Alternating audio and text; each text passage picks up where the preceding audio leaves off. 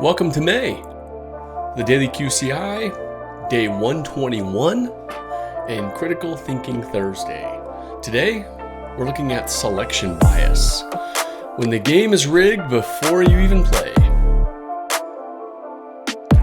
Selection bias is a sneaky trap that we can fall into because we're not really making bad decisions.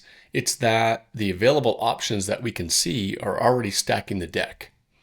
So selection bias happens when the data that we're basing a decision on isn't representative of the whole picture because of how it was selected in the first place.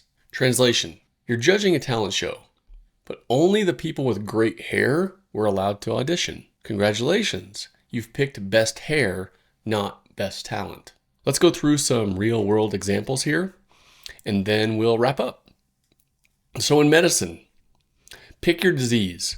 Early studies show high death rates. Why might that be? It could be because the only people being tested were already hospitalized. Healthier cases were not included. This can skew the perceived death results sky high. How about fitness? Gyms, nutrition companies, supplement companies love posting success stories. Ever notice they don't show the 94% of people who quit after week 3? You're seeing the few who stuck around, not the whole story. How about hiring? Companies proudly tout their merit-based hiring, but they only recruit from Ivy League schools. That's not merit. That's filtering out thousands of equally capable candidates who didn't have that Ivy League education. And we need to include dentistry because, of course.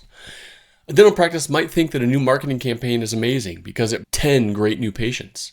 What they don't see is the 90 potential patients who clicked away because their website felt outdated or confusing, something like that.